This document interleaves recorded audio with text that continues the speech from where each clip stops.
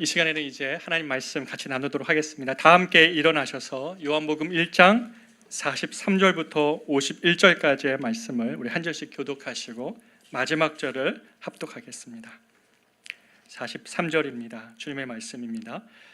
이튿날 예수께서 갈릴리로 나가려 하시다가 빌립을 만나 이르시되 나를 따르라 하시니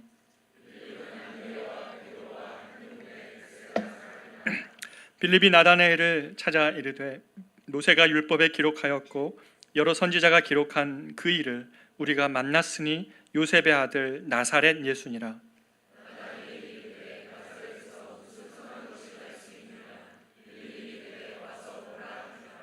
예수께서 나다나엘이 자기에게 오는 것을 보시고 그를 가리켜 이르시되 보라, 이는 참으로 이스라엘 사람이라 그 속에 간사한 것이 없도다.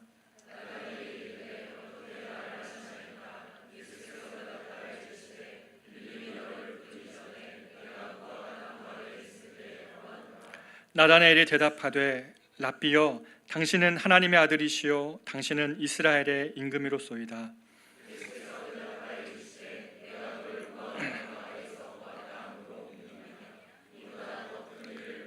같이 있습니다. 또 이르시되 진실로 진실로 너희에게 이르노니 하늘이 열리고 하나님의 사자들이 인자 위에 오르락 내리락 하는 것을 보리라 하시니라. 아멘. 자리에 앉겠습니다.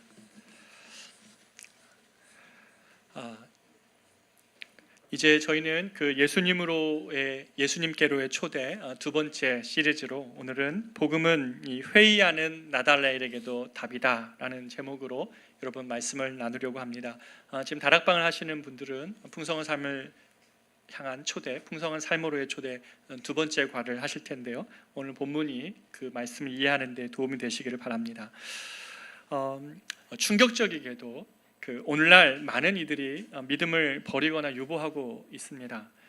소위 가나안 성도라는 그렇게 스스로를 칭하는 사람부터 얼마 전에 제가 극동방송을 우연히 라디오에서 듣게 됐는데 스스로를 방학 중에 있는 성도라고 표현하는 것을 듣기도 합니다.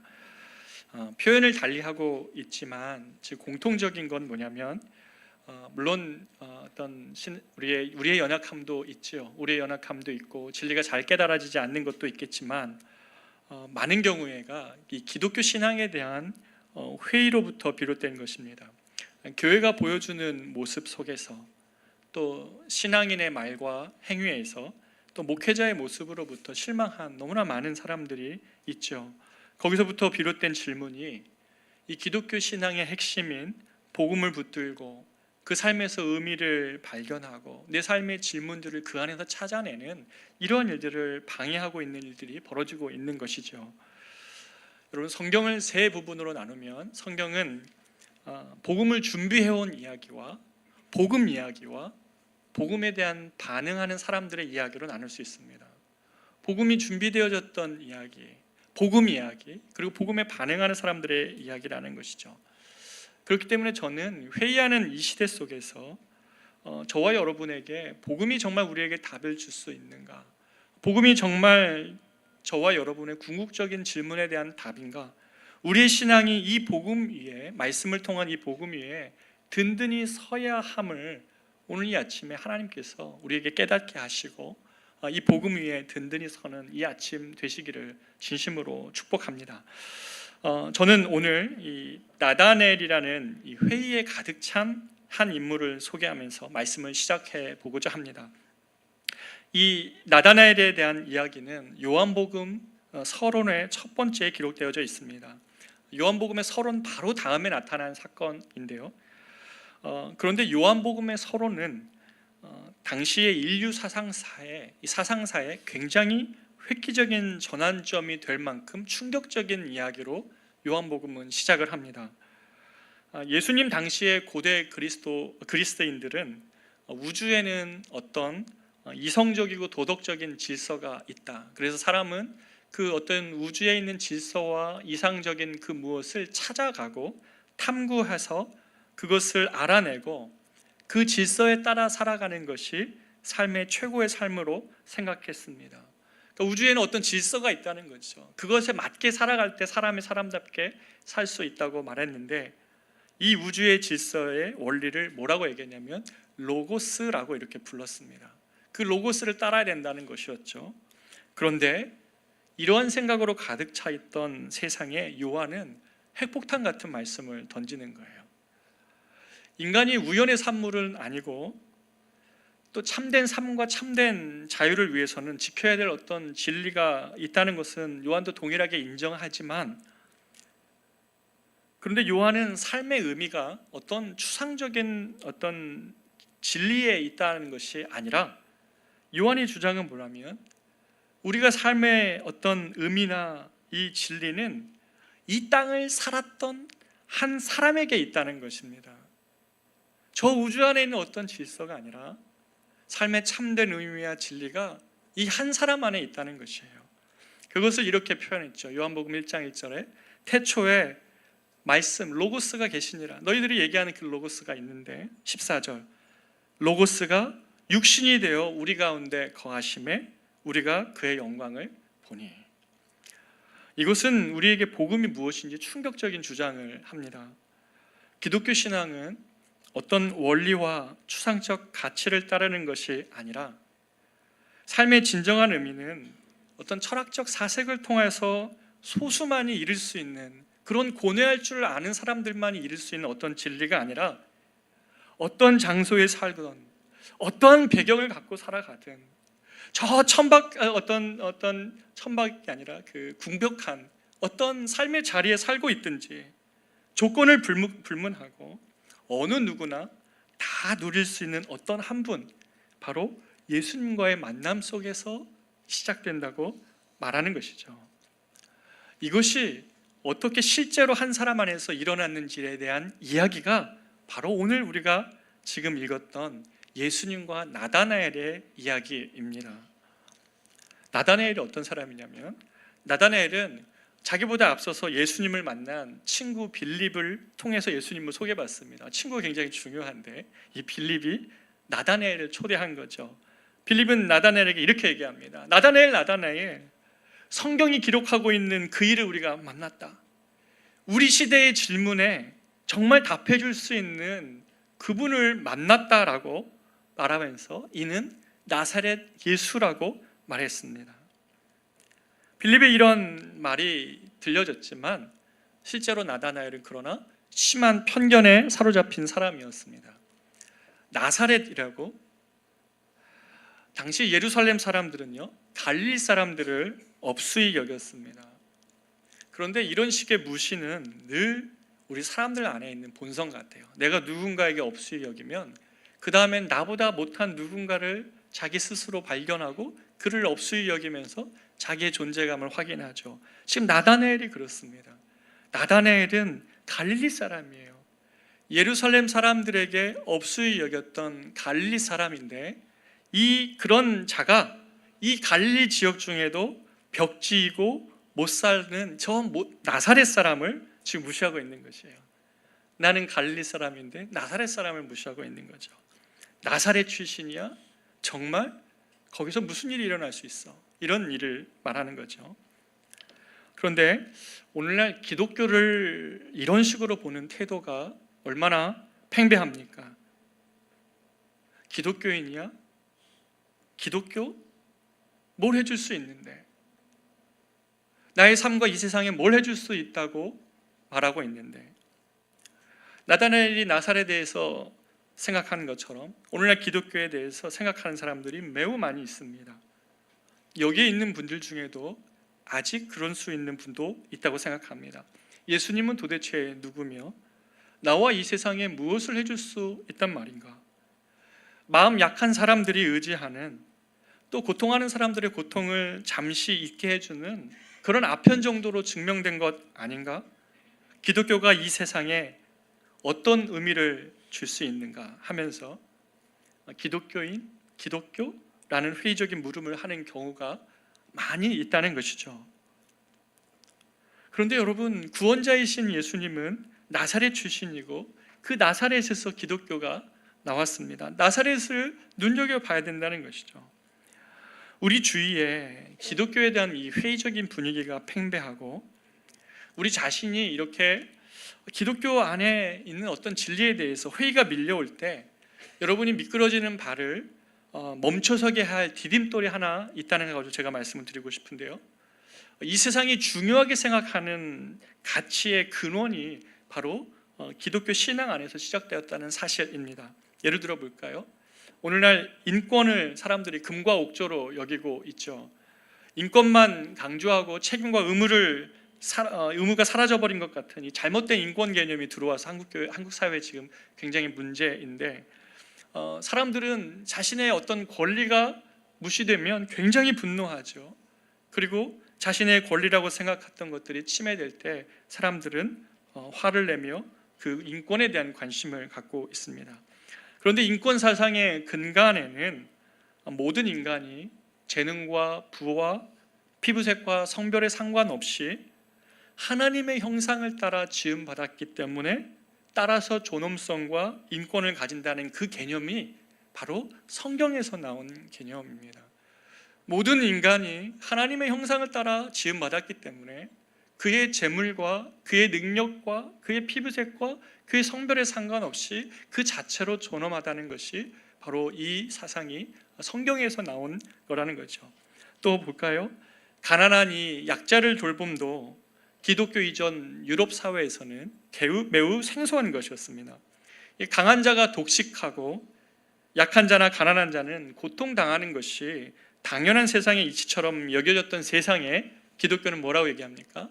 적을 사랑하고 원수를 사랑하고 가난한 자와 고아를 돌보는 일, 이것을 강조함으로써 이 이교 사회였던 유럽 사회에 도전을 하고 그들을 변화시켰습니다. 성경은 또 어떻습니까? 이 장자 상속제 사회에서 첫째가 모든 것을 재산과 권한을 상속하는 것이 당연한 것처럼 여겨지는 이때에 하나님께서 성경 전반에 걸쳐 보면 하나님이 도구로 쓰시는 사람들은 항상 둘째예요. 저 첫째인데 항상 둘째를 사용하세요.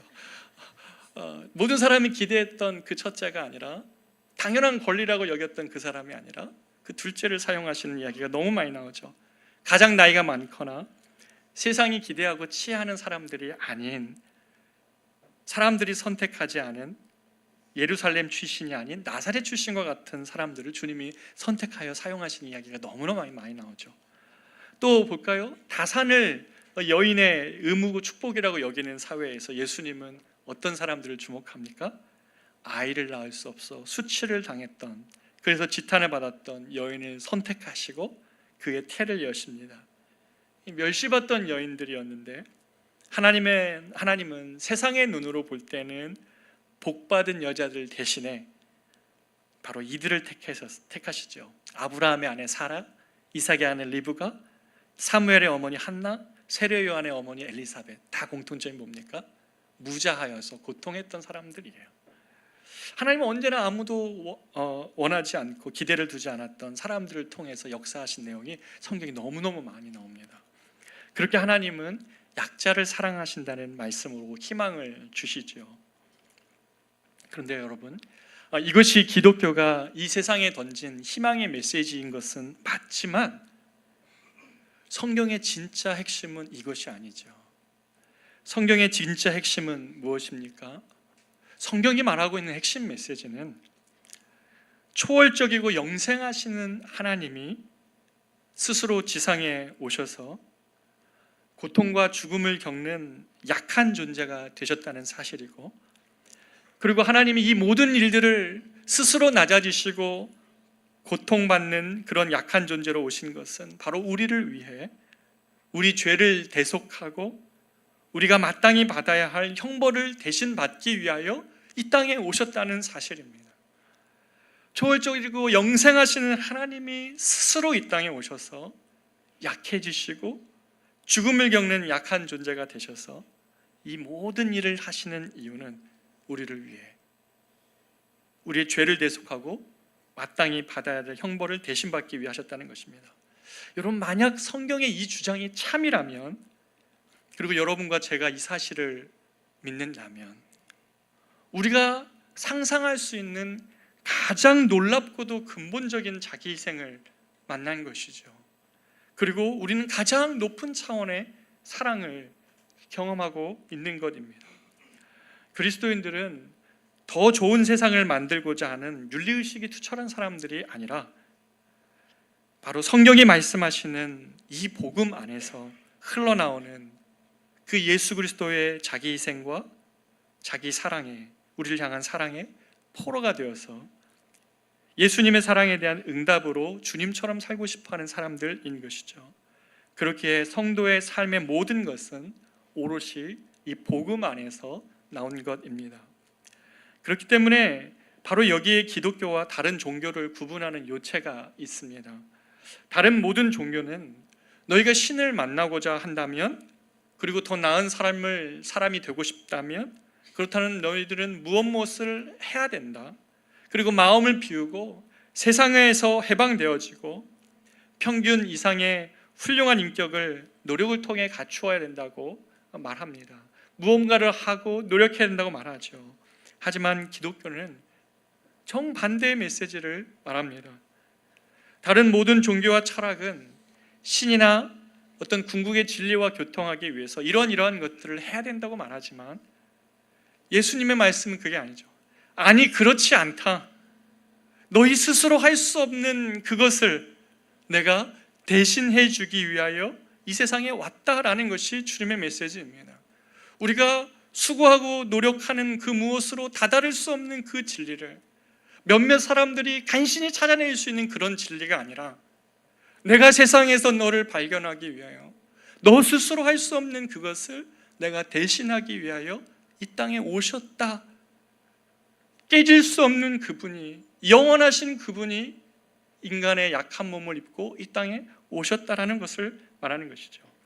세상의 종교와 철학은 인간의 노력과 행위가 답이라고 말하지만 기독교는 이 땅에 오신 예수님이 그 모든 질문에 대한 답이라고 말하는 것입니다. 어떤 사람이 강한 의지를 갖고 엄청난 노력을 인내할 수 있는, 그렇게 해서 인내할 수 있는 자들만이 갖게 되는 어떤 진리가 아니라 기독교는 강한 사람들만의 것이 아닌 모든 사람들을 위한 것이다 라고 말합니다. 특별히 정말 중요한 부분에 있어서 내가 한없이 약한 존재입니다. 주님, 나는 정말 중요한 일에 대해서 한없이 약한 존재라는 것을 인정하는 사람들의 것입니다. 기독교는 내 결함의 문제가 단지 피상적인 것이 아니라 내 마음에 있는 이 고장난 상태는 심각한 만신창이 같은 것이어서 나 스스로를 고칠 수 없다는 것, 내 마음의 상태가 고장난 상태라는 것을 인정하는 것, 바로 이들의 것이죠. 그래서 성경은 하나님과 우리가 바른 관계를 회복하기 위해서 자신에게 구원자가 필요하다는 것을, 십자가에서 죽은 예수 그리스도가 필요하다는 것을 볼 수 있는 사람들의 것입니다. 그래서 너무 놀라운 일이어서 잘 믿겨지지 않지만 사실인 것은 무엇입니까? 기독교는 신을 찾기 위해 이러한 것들을 하는 것이 아니라 도리어 하나님께서 나를 찾으려고 예수 그리스도의 모습으로 이 땅에 오셔서 십자가에 달려 죽으셨다는 것을 믿는 것이 기독교입니다. 주님이 나를 찾기 위하여서 고장나고 깨어진 내가 어찌할 수 없는 우리의 영혼의 상태를 주님이 치유하시고 살리시기 위하여서 주님이 나를 찾기 위해 이 땅에 먼저 내려오셨다는 것을 믿는 것, 이것이 기독교입니다. 이것이 이 세상에 던져줄 수 있는 급진적이고 독특한 진리입니다. 하나님께서 하늘 보좌를 버리시고 스스로의 구덩텅이에서 헤어나올 수 없는 나를 찾기 위해 이 땅에 주님이 오셨고 나의 죄를 대속하고 구원하시기 위하여 십자가에 달리셨다는 것을 믿는 것입니다. 그래서 약자와 가난한 이를 돕는 것, 그리고 권력과 성공이 아니라 사랑과 섬김을 위해 살아가는 것, 또 원수조차 사랑하는 이 모든 우리가 가지고 있는 기독교인들의 신념은 바로 복음 자체로부터 흘러나오는 것이에요. 예수님께서 자신을 희생하신 것, 예수님께서 약자와 가난한 이를 돌보시는 것, 사랑과 섬김을 위해 이 땅에 오신 것을 이 복음 안에서 그리스도인들의 신념이 흘러나오는 것이죠. 따라서 여러분, 여러분이 지금 믿음 가운데 혹시 살다가 회의에 빠져 있거나 내가 도대체 무엇을 믿으며 신앙생활을 하고 있는가 질문하는 물음이 있다면 다시 이 복음의 핵심 메시지를 여러분 붙드시기를 바랍니다. 예수님께서 하늘의 보좌를 버리시고 스스로 낮아지셔서 저와 여러분의 깨지고 고장난 우리의 마음의 상태를 회복시키시고 우리에게 십자가에서 자신의 피를 쏟으시며 우리의 죄를 대신 담당하신 그 예수 그리스도가 계신다는 사실, 바로 이것을 많이 묵상하고 생각하시기 바랍니다. 육의 생각은 사망이나 영의 생각은 생명과 평안이라고 주님은 로마서 8장 5절에 우리에게 말씀해 주셨습니다. 특별히 내 자신의 만신창이 같고 내 내면의 결함이 정말 고칠 수 없는 문제 같아서 스스로 고칠 수 없는 존재임을 인정하고 있다면 여러분을 아시고 여러분을 이해하시며 여러분을 찾기 위하여 이 땅에 오신 그분이 계시다는 이 성경의 주장을 여러분의 마음 가운데 굳게 붙으시기를 바랍니다. 세상은 복음을 무시하죠. 복음이 무엇을 할 수 있냐고 말하고 있는 이 세상 속에서 그리스도가 나를 찾기 위하여 이 땅에 오신 그분이라는 사실, 하느님과 동등됨을 취하지 않으시고 자기를 아무것도 아닌 것으로 여기시며 이 땅에 오신 예수 그리스도, 그 복음의 핵심 주장을 여러분 영혼 안에 선포하십시오.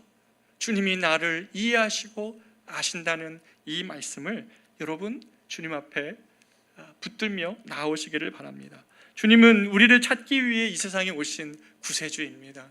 우리가 다달아야 될 진리가 아니라 그분이 우리를 찾아오셨다는 사실이 기독교의 핵심 메시지라는 사실을 잊지 마십시오. 우리의 약함과 추함을 사람들은 몰라도 주님은 아시고 또한 이해하십니다. 그분께 잘 보이려고 하지 마십시오. 솔직하시면 됩니다. 먼저 우리들을 찾으시는 주님 품에 안기는 것이 우선인 것입니다. 그럴 때 이 복음이 다시 한번 우리 안에서 살아 움직일 때에 우리가 기독교 주변의 것들로 자꾸만 우리 마음 안에 회의감이 들어오는 바로 그때에 그 주님이 우리를 위해 먼저 다가오셨고 우리를 위하여 십자가에 달려 우리를 영원한 형벌에서 구원하셨다는 이 사실이 여러분 안에 자리 잡을 때 이 회의감이 녹을 것이고, 내가 복음을 잃어버린 채 신앙생활하면서 마음의 컬컬함과 답답함과 냉랭함으로 있었던 사실을 다시 깨닫고 주님의 이 복음이 여러분에게 자랑이 되기를 진심으로 축복합니다. 두 번째로 회의했던 신앙도 우리가 또 하나 생각해 볼 것은 믿음을 가질 수 있다는 사실이에요. 단 진실한 질문을 던질 때입니다. 회의했던 나다나엘이 예수님과의 대화 이후에 이렇게 고백을 합니다. 49절인데요. 나다나엘이 대답하되 랍비여, 당신은 하나님의 아들이시요 당신은 이스라엘의 임금이로소이다. 예수님에 대한 이러한 인식과 이러한 고백의 변화가 어떻게 나다나엘 안에서 일어나는 것입니까? 흔히들 이렇게 우리가 생각하는 것 같습니다. 물질을 숭배하고 있는 오늘날의 시대는 사람들이 인간의 어떤 근본적인 질문, 나는 왜 사는가? 나는 왜 존재하는가? 또 이 세상에 무슨 의미가 있는가? 이런 질문들 안 하고 사는 것처럼 보입니다. 그런 인생의 의미나 어떤 따라야 될 가치가 있다기보다는 그냥 내가 만족하면 됐고 내가 지금 이 순간 행복하면 좋다고 생각하는 것처럼 사람들이 보이지요. 혹은 내가 기준이 되어 나를 만족시키는 것, 이게 내가 발견한 삶의 진리다. 뭐가 무슨 따라야 될 진리가 있냐? 내가 만족되면 됐지, 내가 기쁘면 됐지 라는 것 안에서 마치 진리를 발견한 것처럼 그렇게 막 자기 자신을 질주하며 사람들이 자신의 만족을 위해 질주하며 살아갑니다. 그런데 여러분 아세요? 사실은 자기를 만족시키는 삶, 자아가 기준된 삶을 추구하다가도요, 그러나 그 밑에는 누구도 피할 수 없는 질문을 외면할 수 없다는 것이죠.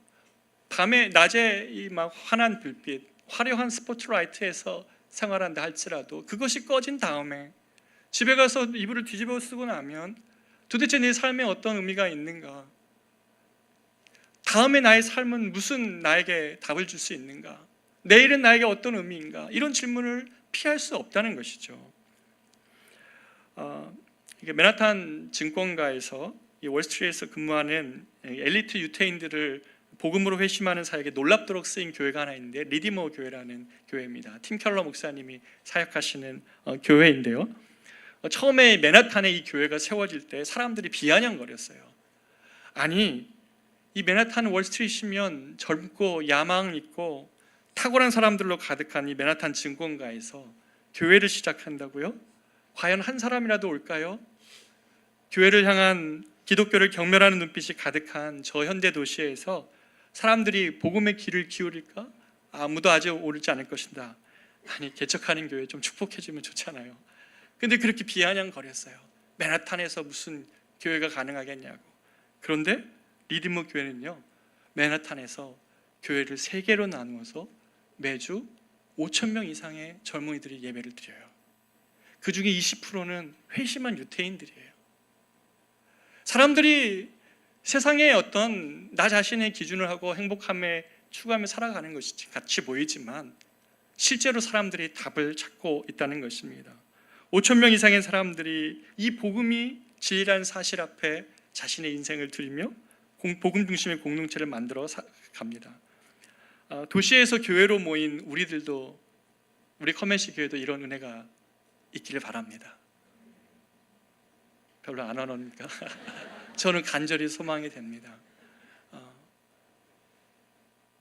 밖에만 나가면 기독교에 대해서 조롱하고 조소하는, 그러나 복음의 우리의 메시지가 잘 들리고 우리가 주장할 수 없고 말해줄 수 없는 이러한 분위기 속에서, 그러나 우리가 가지고 있는, 우리에게 전해준 이 복음이 얼마나 귀한 것인지를 우리 스스로가 좀 재발견할 필요가 있습니다. 사람들은 세상에서 답을 찾은 듯이 보이고 싶어 합니다. 하지만 한쪽으로는 누구도 피할 수 없는 욕구, 삶에 대한 대답을 찾고 있습니다. 나다나엘, 오늘 본문의 이 나다나엘도 회의했습니다. 그럼에도 불구하고 이 나다나엘이 예수님을 만나기 위해 빌립과 함께 갑니다. 왜 그랬습니까? 그 시대의 많은 젊은 유대인들과 마찬가지로 나다나엘은 지금 유대인들이 로마의 압제 안에 있다는 사실을 고민하고 있었고, 하나님은 도대체 이런 세상 가운데 무엇을 하고 계시는지를 도무지 알지 못해서 질문하고 있었던 것이죠.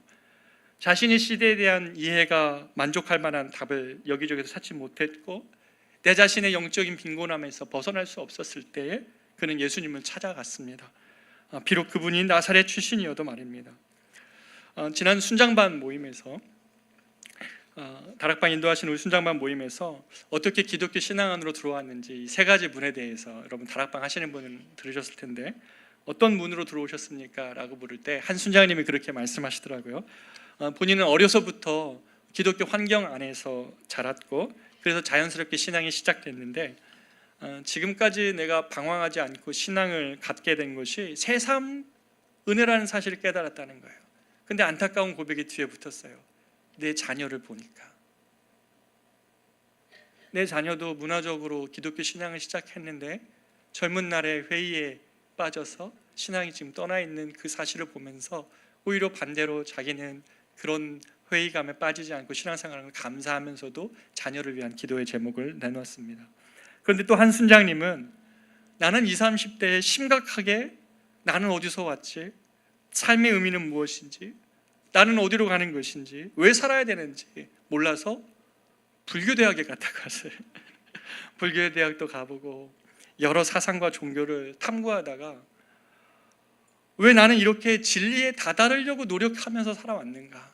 성경을 만나보니 하나님이 나를 창조하셨고 하나님의 형상되어 지음받은 존재라는 사실이 이미 주어져 있는데 나는 왜 진리를 찾아 도달하려고 했던 것인가 하면서 성경에서 답을 얻게 되면서 신앙생활을 시작하신 순장님의 이야기가 있었습니다.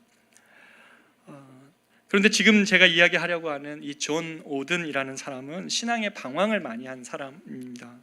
이 사람은 20세기 중반에 살았던 영국의 시인인데요, 엘리트 지식인이었습니다. 그는 당시에 이 영국 지식 계급 사람들이 하고 있었던 세련된 태도가 뭐냐면 기독교 신앙을 버려버리는 것이었어요. 당신이 좀 지적으로 세련됐습니까? 깨어있으면 기독교 신앙을 버려버리라는 것이죠. 그것이 영국 지식인들이 가지고 있었던 분위기였습니다. 이 분위기 안에 있었던 존 오든도 자신의 영국 국교에 어려서부터 했던 신앙을 버려버렸습니다. 근데 그가 2차 세계대전이 발발하고 난 다음에 그 과정을 지켜보면서 너무 충격을 받은 거예요. 자신의 생각을 바꾸어 기독교 신앙으로 회개하고 다시 교회를 다니기 시작했는데 이것이 많은 사람들에게 충격을 줬습니다. 도대체 무슨 일이 벌어진 것입니까? 이 존 오든이 자신이 영적으로 새롭게 된 이야기를 하면서 1940년대에 이 나치가 2차 세전 때 나치가 보여준 충격은 뭐였냐면 그들이 사람들이 보편적으로 선으로 여기고 있는 자유나 정의라는 문제를 믿는 신용조차도 안 보이는 것 같이 보이더라는 거예요. 사람인데 그들이 그렇게 금과 옥조처럼 여겼던 자유와 정의를 믿는 신용조차 보이지 않는 그 나치들을 봤다는 거죠.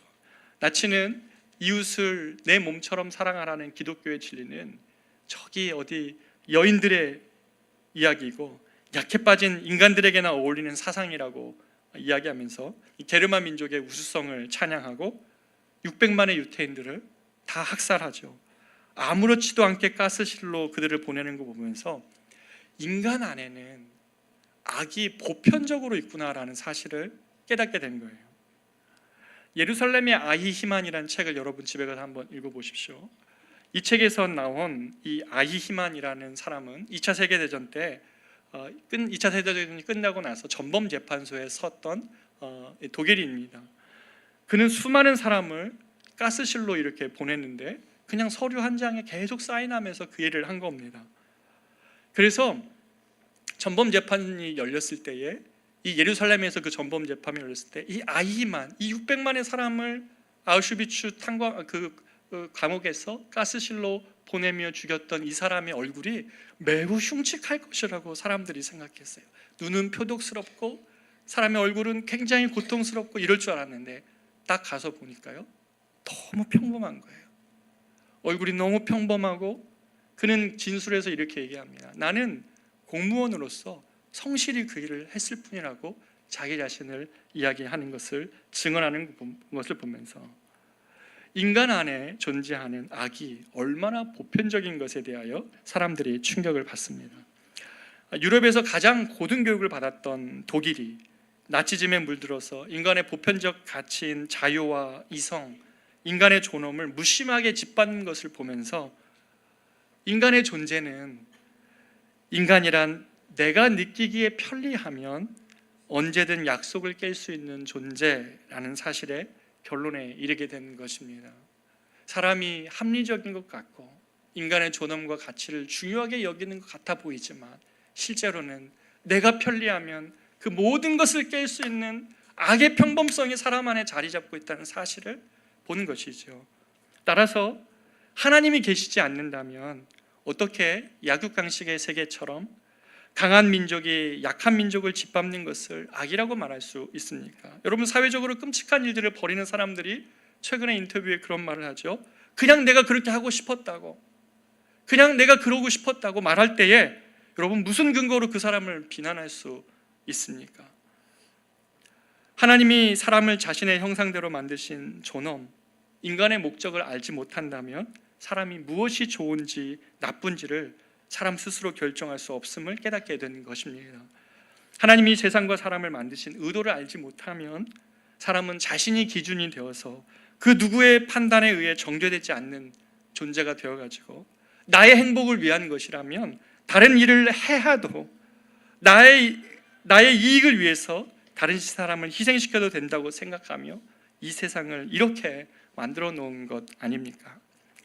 인간이 이성적이고 합리적일 것이라는 기대를 여지없이 무너뜨린 이 세계 2차 대전의 역사를 우리는 보면서 우리는 하나님이 창조하신 인간의 존재 이유와 목적을 기준으로 삼지 않는다면 똑같은 실수를 작고 크게 반복할 수 있다는 사실을 깨달아야 됩니다. 온통 자기를 기준으로 하고 있는 이 세상의 불안함과 불완전함 속에서 우리는 여전히 공허한 가슴 붙들고 내 주변에서 진리를 찾고자 하는 이들에게 하나님이 인간을 창조하신 목적과 의미를 말해 주어야 된다는 것이지요. 마지막으로 나다나엘 이 이야기는 우리의 신앙이 감동하는 신앙을 넘어서 진리에 서 있는 신앙이어야 함을 가르쳐 줍니다. 나다나엘이 예수님께로 나올 때 예수님의 첫 마디는 칭찬이었습니다. 47절에 보면 예수께서 나다나엘이 자기에게 오는 것을 보시고 그를 가리켜 이르시되 보라, 이는 참으로 이스라엘 사람이라 그 속에 간사한 것이 없도다. 투명하고 솔직한 사람이라고 예수님이 나다나엘을 평가해 주셨습니다. 다른 사람들은 나다나엘은 약간 까칠하고 회의적인 사람이라고 생각해서 멀리했을 것이에요. 빌립이 좋은 사람인 거죠. 빌립이 나다나엘을 친구로 여전히 두고 있으니까요. 그런데 이 나다나엘의 이 속을 보면서도 예수님께서는 그를 친절하게 대해 주십니다. 그러자 나다나엘이 이렇게 이야기합니다. 어떻게 그렇게 나를 잘 아십니까? 라고 묻습니다. 이때 예수님께서 한 사건을 말씀하십니다. 빌립이 너를 부르기 전에 네가 무화과 나무 아래에 있을 때에 보았단다 라고 말씀하십니다. 무슨 일이 일어난 것입니까? 빌립이 나다나엘을 부르기 전에 나다나엘이 무화과 나무 아래에서 무슨 일을 한 것을 말씀하시는 것인지 사실 아무도 모릅니다. 성경 어느 곳에서도 말하고 있지 않습니다. 다만 한 가지 중요한 것은 예수님이 그 일을 알고 계신다는 개인적인 일이죠.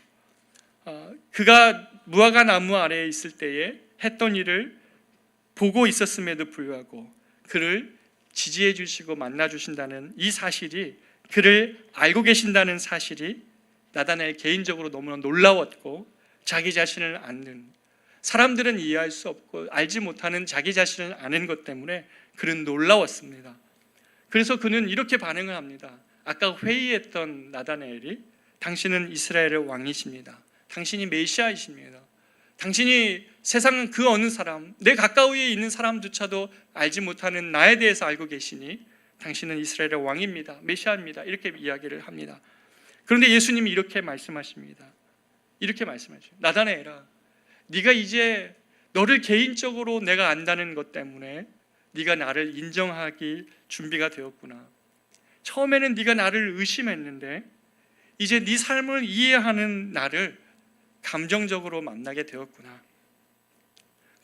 그렇지만 나다나엘아, 나는 너에게 내가 누구인지 아직 말도 하지 않았다.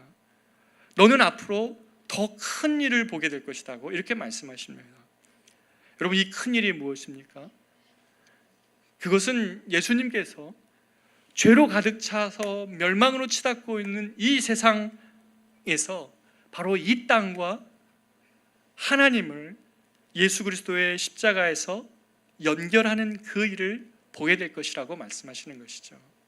하나님과 이 세상이 죄로 단절되어서 이 세상이 죄로 신음하고 고통하며 망가져가고 있는 이 세상 속에서, 길을 찾지 못하고 있는 이 세상 속에서 이 세상과 하나님을 연결하는 그 십자가로 자신이 세상과 하나님을 연결할 것을 말씀하시는 것이죠. 51절에 보면 또 이르시되 진실로 진실로 너희에게 이르노니 하늘이 열리고 하나님의 사자들이 인자 위에 오르락 내리락 하는 것을 보리라 하시니라.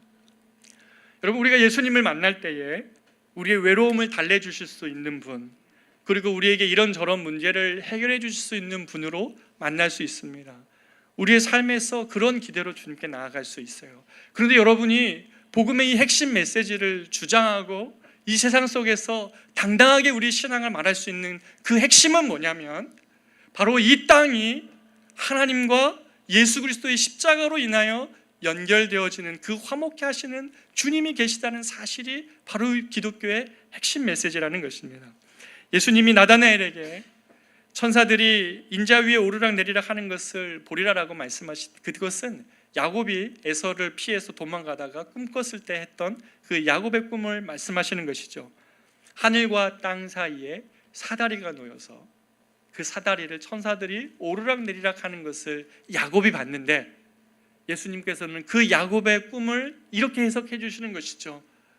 하나님과 이 세상이, 여러분이 보고 있는 이 세상의 그 죄가, 이 세상의 고통이 하나님과 단절된 문제로 인하여 벌어진 간극 때문에, 그 죄로 인하여 벌어진 간극을 예수께서 십자가에서 그 사다리가 되어 그 길이 되어 예수님이 죽으셨다는 주장입니다. 이것이 기독교 핵심 메시지라는 사실입니다. 예수님은 세상의 로고스, 하늘과 땅 사이에 달이라고 말씀하시는 것이죠. 그래서 요한복음 14장 6절은 뭐라고 얘기합니까? 예수께서 이르시되 내가 곧 길이요 더 웨이라고 얘기하는 거죠. 진리요 생명이니 나로 말미암지 않고는 아버지께로 올 자가 없느니라. 여러분 당당해지셨으면 좋겠어요. 여러분의 신앙이 위축되지 않았으면 좋겠어요. 기독교 신앙의 이 복음의 메시지가 여러분의 회의하는 마음 가운데 여러분을 단단히 붙잡기를 원합니다. 예수님은 나다나엘에게 이렇게 말씀하신 듯해요. 너는 나를 로마의 압제에서 구원해 줄 메시아라고 생각하고 나를 찾아왔겠지? 하지만 내가 너에게 보여줄 것은 그보다 훨씬 큰 것이란다. 로마의 압제자들을 한두 명 쓰러뜨리는 것으로 할 수 없는, 나는 이 세상의 악과 죽음을 정복하고 인간의 운명을 바꾸어서 세상을 새롭게 할 메시아이시다라고 말씀하는 것이죠. 너는 십자가에서 나의 죽음을 통해 세상과 하나님을 연결하는 구원의 길임을 보고 깨닫게 될 것이라고 말씀하시는 것이죠. 여러분, 오늘날 너무나 많은 변질된 복음이 있습니다. 기독교 신앙이 도대체 내게 무슨 유익을 주는가? 나의 실생활에 무슨 도움을 줄 수 있을까라는 질문을 가지고 예배에 참석한다는 것이죠. 이 정도의 물음밖에 남지 않은 기독교는 생명을 잃었습니다. 그 정도의 밖에 답을 줄 수 없는 기독교라면 그 안에는 생명이 있지 않습니다. 왜 이렇게 되었습니까?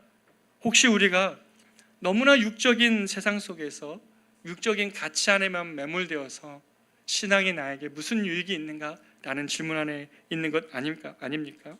더 이상 심판과 지옥의 이 명확한 성경의 진리를 우리가 외면하고 있어서 예수 그리스도가 나를 위하여 십자가에 달려 죽으심으로 나를 구속하셨다는 사실이, 그분이 나를 찾기 위하여 자신의 무한하심과 광대하심을 포기하고 이 땅에 한없이 약한 존재로 오셨다는 사실이 우리에게 더 이상 감동이 되지 않는 그런 것은 아닙니까?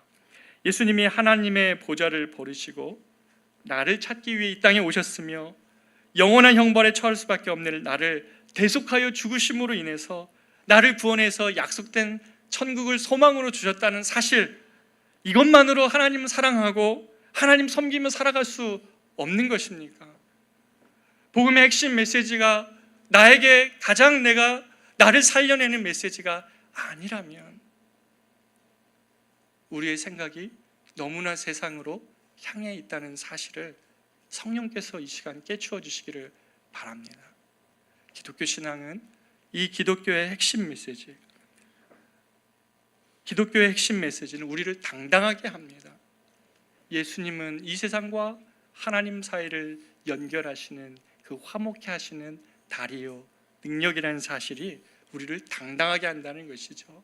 복음이 저 세상에 필요하다는 사실을 일깨워 주게 한다는 것이죠. 여러분, 우리 복음을 부끄러워하지 않았으면 좋겠습니다. 복음의 이 핵심의 주장 안에 여러분 마음을 기울이시기를 바랍니다. 회의적인 세상에 나도 모르게 물들었던 우리 마음을 회개하는 심령을 성령께서 주시기 바랍니다. 언제나 나를 이해하시면서 나를 먼저 찾으시기 위하여 나의 기대보다 더 큰 사랑으로 다가오시는 그 하나님으로 인하여 내가 만족할 수 있다고 말하는 이 신앙을 다시 회복할 때 저와 여러분의 삶의 작은 것들이 아무것도 아니라는 사실을 깨달아 알게 될 것입니다. 자꾸만 작은 돌뿌리에 넘어지는 나의 마음이 아니라 하나님의 하늘의 보좌를 버리시고 나를 찾기 위하여 내가 어쩔 수 없이 깨져 있는 나의 고장난 영혼의 상태와 세상을 구원하시기 위하여 이 땅에 오신 하늘 보좌 버리신 하나님의 아들이시라는 사실이 우리 안에 경탄되어지고 찬양되어지고 우리의 굳은 마음을 다시 살려내지 않는다면 우리는 도대체 어떻게 복음 위에 서 있다고 말할 수 있습니까?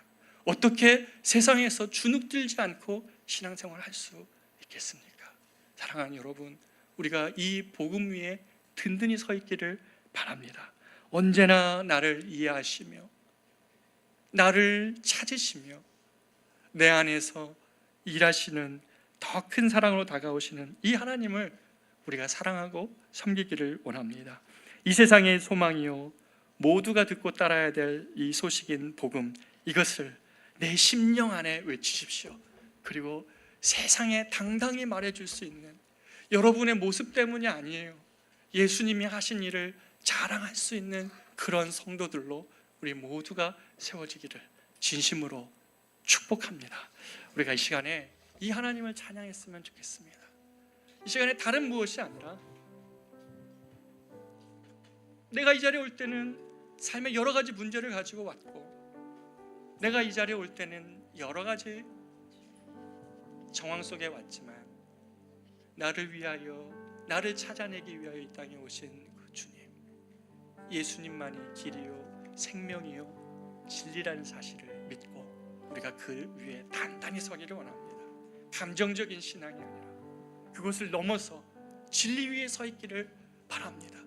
네가 나를 인정하느냐? 그것보다 더 큰 일을 보리라 라고 말씀하신 예수 그리스도의 십자가를 우리의 영혼이 지금 이 시간에 바라보며 나의 신앙이 얼마나 세상으로 흘러버렸는지 다시 한번 돌이키며 믿음의 반석 위에 굳게 서기를 바랍니다. 우리 같이 찬양할까요?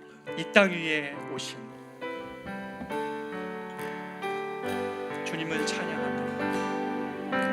이 땅 위에 오신 하나님의 본체, 십자가에 달리사 우리 죄 사하신 하나님이 그를 지극히 높여 모든 이름 위에 뛰어나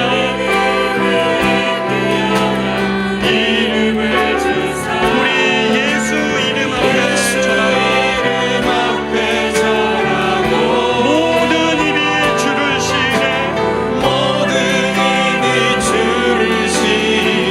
영광 중에 오실 주를 보리라 영광 중에 오실 주를 보리라 선포해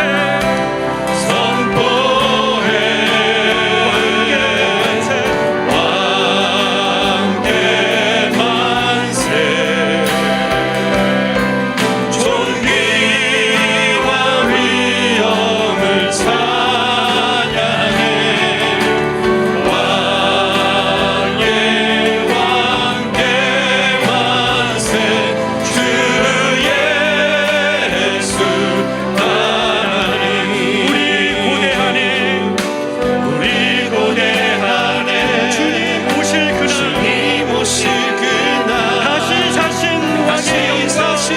왕의 영광 이 땅을 비추네 사단의 권세는 주 앞에 무너져 생명과 진리의 주 권세 가장 높도다 우리 예수 이름 앞에 절하고 모든 입이 주를 시네 영광 중에 오실 주를 보리라 영광 중에 오실 주를 보리라 다 같이 선포해 왕께 만세 존귀와 위엄을 찬양해 왕께 만세 주 예수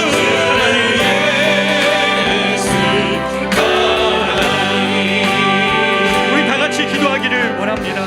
여러분 오늘 말씀 중에 어떤 분들은 아직 이 복음의 핵심 주장을 성경이 말하고 있는 이것을 아직 다 내 마음으로 수용할 수 없습니다 라고 말할 수 있는 분도 계실 수 있습니다. 근데 괜찮습니다.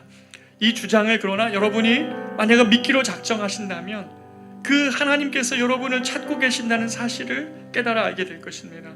하나님께서 자신의 모든 영광과 존귀를 포기하시고 약한 존재로 이 땅에 오셔서 여러분을 위하여 십자가에 달려 대속하여 죽으시고 천국을 약속하시는 하나님이시라는 사실을 여러분은 믿는다면 여러분 안에 새로운 일들을 하나님이 행하실 것입니다.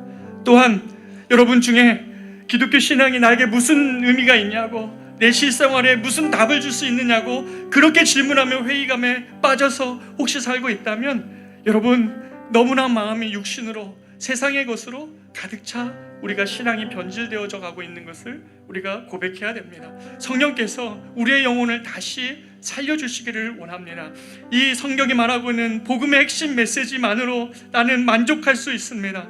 내가 하나님 앞에 가지고 왔던 작은 질문들이 아무것도 힘을 발휘할 수 없을 만큼 그리스도가 나를 위하여 이 땅에 오심으로 인하여서 우리를 죽음의 자리에서 생명으로 옮기시고 영원한 천국을 약속하신 하나님이시라는 사실을 우리가 이 땅에 당당히 말해줄 수 있도록 주여 나의 영혼을 다시 한번 이 복음 위에 세우기를 원합니다. 함께 하소서. 우리가 이 시간에 이렇게 주님 앞에 나아가 같이 한번 기도하기를 원합니다. 기도하겠습니다. 존귀하신 아버지 하나님, 이 시간 사랑하는 우리 건널시계 성도들을 위하여 기도합니다. 우리가 이 메시지를 하나님 듣기를 원합니다. 하나님 회의하는